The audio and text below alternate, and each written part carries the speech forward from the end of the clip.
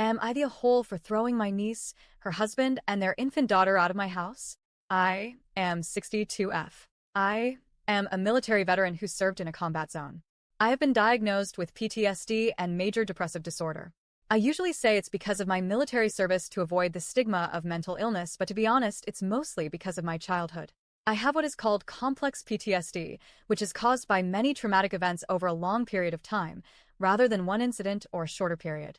My trauma started when I was about 5. My mother divorced my father and married a psychiatrist.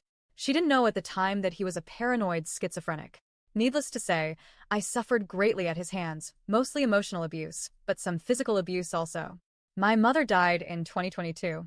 She was my rock. I kind of mentally fell off a cliff and gained a reputation in my family of not being able to take care of myself adequately, which is, to be honest, is true.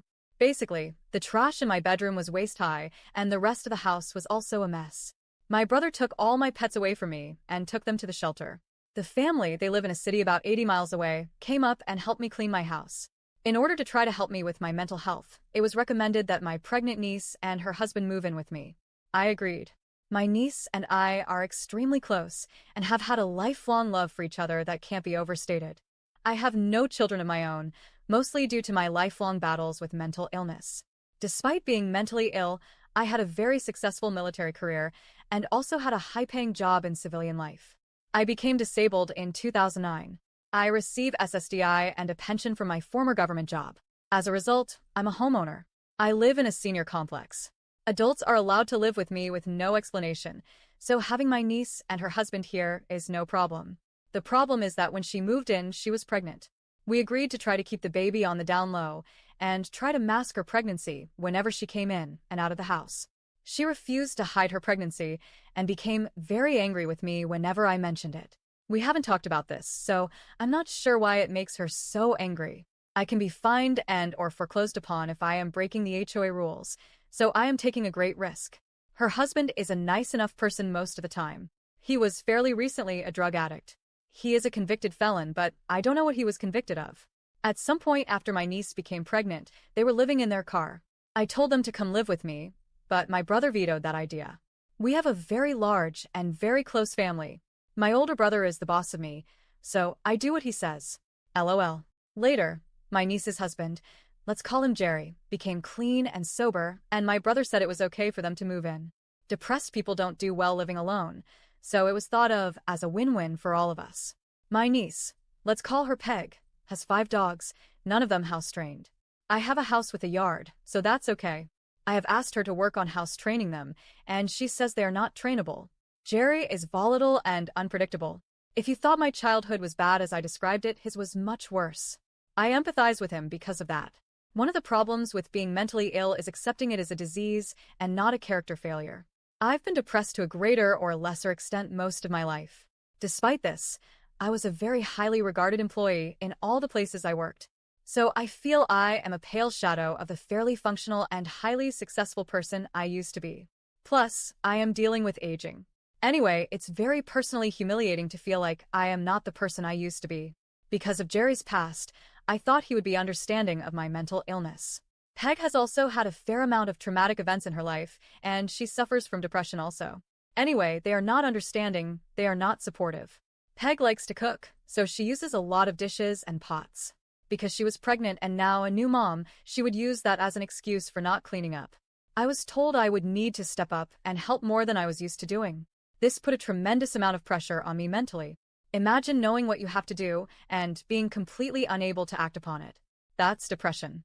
Anyway, it came to a head, as I knew it would from before the time they moved in. I failed to meet their expectations as to keeping the house clean, including the floors. I have all tile and laminate, but I had 5 dogs and 6 puppies peeing and pooping on my floors. They accused me of blowing them off, being lazy, etc. By the way, lazy is the worst thing you can call a depressed person. It wasn't that they were upset with me for the amount of housework I was doing, it was the way it was communicated to me by Jerry. He absolutely exploded on me and screamed in my face. I have to admit I didn't react that well to that treatment in my own home, so a fair amount of FUs came out of my mouth. He capped it off with calling me crazy lady. I gave them a 30-day notice to leave my house that day. My brother negotiated a reconciliation between us, and we made up. I told them they could stay, but I was filled with a feeling of dread. To explain a bit more, my stepfather was mentally ill, and it was like living on the slopes of a volcano. You never knew when or why he would choose to explode. He was paranoid, so most of his explosions were because of his delusions and not rational, so could not be predicted. After suffering this type of childhood trauma from the age of 5 to 17, I was not happy about living with another volcano in my house. I desperately tried to help with the house, knowing that one day it wouldn't be good enough, and he would explode again. In the meantime, Jerry's father died, which was traumatic to him, and Peg gave birth to an absolutely gorgeous baby girl. Peg's mom came to stay with her 2 dogs, who are also not house-trained. Some of the puppies were adopted, but now I have 10 incontinent dogs in my house. Peg's mom, who I am perfectly friendly with, broke her shoulder in a parking lot mishap when Peg was in the hospital giving birth, so she can't help with the housework. I had spent the last 2 days working my ass off, doing dishes and cleaning the floors. I actually hurt myself. I worked so hard on the floors. I had been soaking the last of the dishes in the sinks in the kitchen when I fell asleep. Apparently, that is a mortal sin because they need a clean sink to wash their infants' bottles. So Jerry blew up at me and screamed in my face again. When I started crying, he called me crazy lady again. Now keep in mind, since that incident I have been only cleaning up after myself and not doing their dishes for them. Both sinks are currently full of dirty dishes and have been that way for about a week. Anyway, I said they had to leave. After living in a traumatic situation for basically my entire childhood, I refused to live like that again. Being pressured to clean up after them, their dogs, and myself under the threat of an imminent screaming match is having a very negative effect on my mental health. The last time I was under this kind of pressure, I ended up in the mental hospital.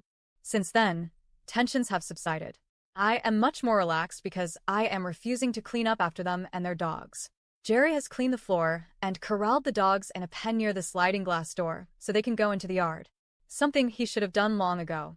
The dogs have also destroyed the drip irrigation system in the backyard and chewed through my vacuum cord. I've spoken to them and told them I refuse to be screamed at, lectured to, and humiliated in my own home. I am an adult woman, albeit with many flaws. They seem to think I should want them to stay because I can't take care of myself. They said they were leaving, and Jerry used a tone like it was a threat. I calmly said, okay. Jerry's father died, as I have said, and he says he is inheriting a large amount of money as a result. I'm skeptical, but they said they will be leaving soon.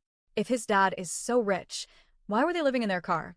Anyway, am I the a-hole for kicking Jerry, Peg, and their infant out of my house?